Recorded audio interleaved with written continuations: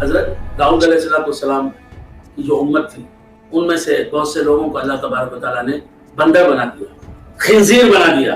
اسے کہتے ہیں مسخ.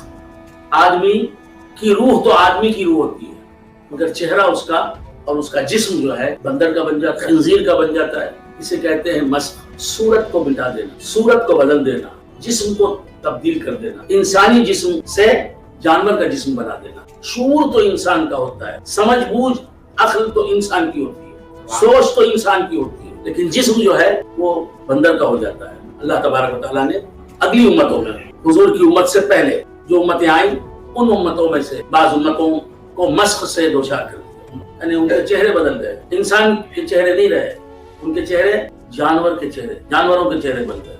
ان کے جسم جانوروں کے جسم بن گئے، خنزیروں اور بندروں کے جسم بن گئے. یہ سب اوور نائٹ ہو گیا. جب صبح اٹھے آئینے میں خود کو دیکھا اور رونے لگے، لیکن بول نہیں سکتے. سمجھ رہے ہیں کہ ہمارے اعمال نے ہمیں یہ دن دکھایا، خدا ہم سے ناراض ہو گیا اور اس نے عذاب کے طور پر ہمیں ہماری صورت بدل دی، ہمارا جسم بدل دیا، مسخ سے ہمیں دوچار کر دیا. اسے کہتے ہیں مسخ.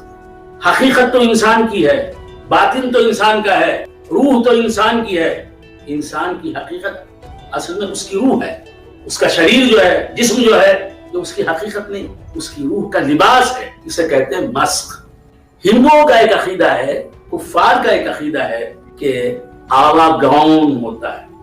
آواگون جو ہے کفر ہے. آواگون کا عقیدہ یہ ہندوؤں کا عقیدہ ہے، ان کا ایمان ہے. مسلمانوں کی نزدیک یہ کفر ہے. آواگون کا عقیدہ یہ ہے کہ آدمی مرنے کے بعد کتا بن جاتا ہے، مرنے کے بعد کتا بن جاتا ہے، بندر بن جاتا ہے. بہت سے جاہل اسے حقیقت سمجھ بیٹھے ہیں، اسے سچائی سمجھ بیٹھے ہیں. حقیقت سے، سچائی سے ہندوؤں کے اس عقیدہ تناسخ کا کوئی تعلق نہیں. ایسا عقیدہ رکھنے والا کافر ہے. اس عقیدے سے آدمی کافر ہو جاتا ہے، دائرہ اسلام سے خارج ہو جاتا ہے. تو ہندوؤں کا یہ عقیدہ ہے، کفار مشرکین بت پرست ہندوؤں کا بھی یہ عقیدہ ہے، اور بدھسٹ جو ہیں ان کا بھی عقیدہ ہے. کیا ہے؟ 7 جنم لیتا ہے آدمی. کہ آدمی مرنے کے بعد کتا بن جاتا ہے، بندر بن جاتا ہے، یا بادشاہ بن جاتا ہے. مرنے سے پہلے بھکاری ہوتا ہے اور مرنے کے بعد جو ہے بادشاہ ہو جاتا ہے. پہلے جنم میں اگر اچھے ڈیڈز کرے، اچھے کام کرے، مرنے کے بعد وہ بادشاہ ہو جاتا ہے، منسٹر بن جاتا ہے. اور اگر پہلی زندگی میں گناہ کرے، کتا بن جاتا ہے، بندر بن جاتا ہے، سور بن جاتا ہے، یا بھکاری بن جاتا ہے، ذلیل و خوار ہو جاتا ہے.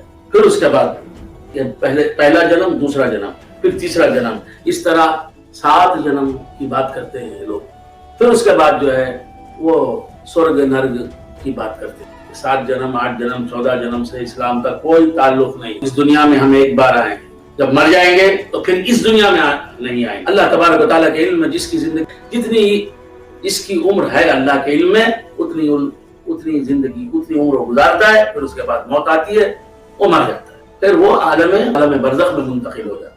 تو مسخ جو ہے، یعنی اللہ تبارک و تعالیٰ نے انسانوں کو عذاب کے طور پر جانور بنا دیا، لیکن ان کی روح جو ہے وہ آدمی ہی کی روح رہی، روح انسانی ہی رہی، نفس ناطقہ ہی رہا ان کے اندر.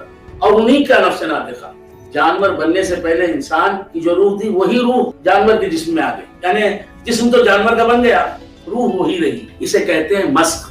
ایک ہے نسخ، اسے تناسخ کہتے ہیں، آواگون.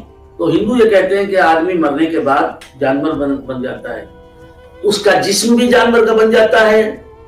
آدمی مرنے کے بعد کتا بن گیا تو اس کا جسم بھی کتے کا بن جاتا ہے، روح آتما بھی جو ہے کتے کی بن جاتی ہے. مسخ میں روح انسانی کی رہتی ہے، جسم جو ہے بندر کا یا خنزیر کا بن جاتا ہے، یا کسی اور جانور کا بن جاتا ہے. یہ ہے فرق مسخ میں اور نسخ اور تناسخ. تو یہ آواگون میں جو ہے ہندوؤں کا عقیدہ ہے، آواگون یہ غلط عقیدہ ہے. اور کسی کا ہے یہ عقیدہ تو اس سے توبہ کرنا اس پر فرض ہے، اس کا انکار کرنا، توبہ کرنا اس پر فرض ہے. یہ اسلام کا عقیدہ نہیں، کفر ہے یہ.